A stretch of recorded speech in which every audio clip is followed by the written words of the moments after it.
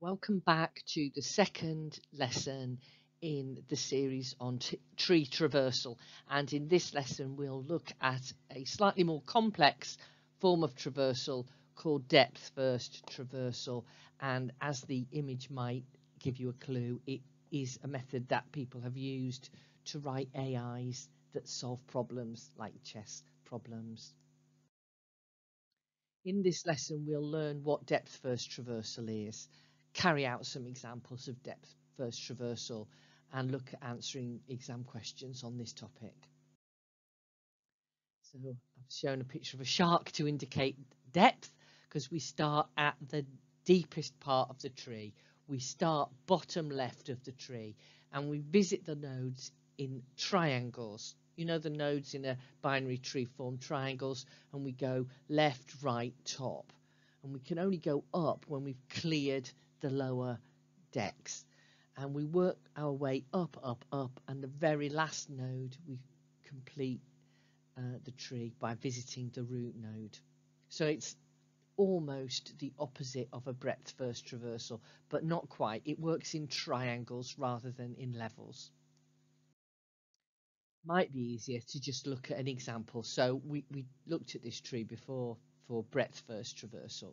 If we wanted to visit these nodes using depth first traversal, we visit the bottom left first, then the right, then the root. So the depth first traversal would be 297. So we see the tree as a little triangle and we go left, right, top.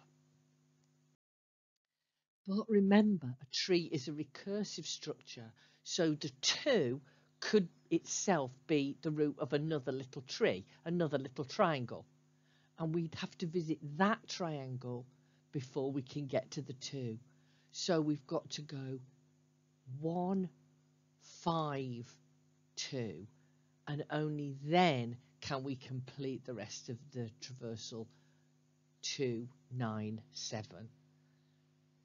So we're visiting each node in that order, but if the node is itself the root of another little tree, we have to visit that little tree and so on, digging down and down and down.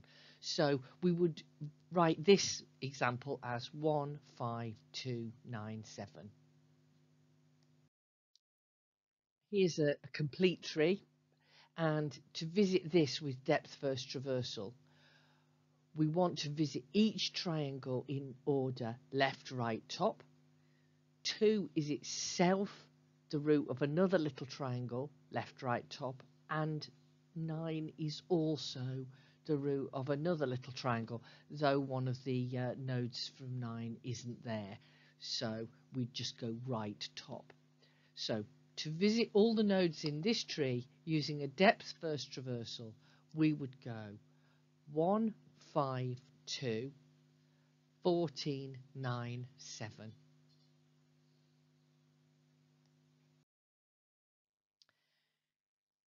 Here's a much more complicated search tree. It is a binary search tree. It doesn't matter. You can do this with any kind of tree. And in what order would we visit these nodes if we were using a depth first traversal? Well, where would we start? We'd start with A. Can you see I've put a 1 in the A? And then A is in a triangle, so we visit the nodes of that triangle, A, F, D. We've now cleared the D. D itself belongs to a triangle. The triangle, the next node in the triangle is K, but we're not allowed to visit K until we've visited its children. So our next node after D is J, then L, then K. We've now visited D and K, so we can go to their root node, which is H. So let's go through that again. To get to H, I have to get to D and K, but to get to D, I've got to get to A and F. So I go A, F, D. I then go J, L, K, and finally H. Now I can go across to the other half of the tree where I've got T, but I can't visit T until I've visited its children Q and W. And so my next node that I have to go to is Q. And now I want to go to W, but I can't because W's got some children. It doesn't matter whether Z's left or right. W's only got one node hanging off it, so we go to Z. We've cleared W's children, so we can go to W. We've cleared Q and W, so we can go to T. And now we've cleared H and T, so we can finally, at last, the 12th node is the root node, and we've finished the whole tree. So we do it by triangles. And every triangle we go left, right, top. So our correct order, if this came up in the exam, would be A, F, D, J, L, K, H, Q, Z, W, T, M. It's not as intuitive as a breadth first traversal. You just have to keep your wits about you and remember the triangle, recursive triangles.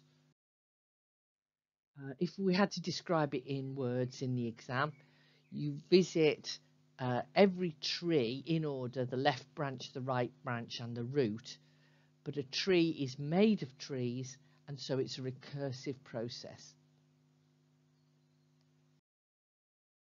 When would we use this? Well, we use depth first traversal anytime that we want to see the bottom of a tree first and work our way up from the leaves towards the root and want to finish with the root value. And sometimes that's what we want to do, depending on the program. So, for example, if we're writing an AI program to win a game of chess, we'd start by looking at all the final end games, and then we'd be able to see which of those endpoints involve us winning the game, and then we could work backwards from that to find out what our starting move should be. It's just an example. There are actually other kinds of depth first traversal, but I've got a picture of an exam here because there's only one kind we need for the exam, and that's the kind I've just shown you. It's called post order traversal. Post means at the end. It means you go left, right, and visit the root at the end. You can also have pre-order traversal where you visit the root and then go left, right. And there's even one called in-order traversal where you go left, root, right. I'm only telling you that in case you're curious. We only need to know post-order traversal, and that is the one I've just shown you where the triangles go left, right, root. So unless you particularly want to, I would just concentrate on getting post-order depth first traversal clear in your mind. It's actually quite easy to program it, so let's go through that very quickly. When we used breadth first traversal, we used a print queue, but when we want to do a depth first, it's better to use a print stack. That's because the computer always begins at the root value. It's the only value in the tree that the computer knows. It only gets to all the other values by following the pointers, but it doesn't want to print that out. So what it does is it starts at the root and it just pushes all the nodes onto the stack, and they just pile up until every single node in the tree has been pushed onto the stack. And the base case is when it reaches a node that has no pointers, a leaf node, and at that point it pops that value from the stack and prints its data. And so once all the nodes have been stacked up in the computer's memory, it starts popping the nodes and printing them out, ending with the very first item that we added to the stack, the root node. Okay, so as a final practice, write out the nodes of this tree using the depth first traversal. And if you feel that you want a challenge, try writing a recursive procedure to implement a depth first traversal, but it is quite difficult. And the next presentation after this one, I'll talk you through both kinds of traversal as programming activities. Okay, so only one more tree lesson ever before we do the mock exam, the mini mock exam. So have a go at this, and I'll see you at the next and final lesson.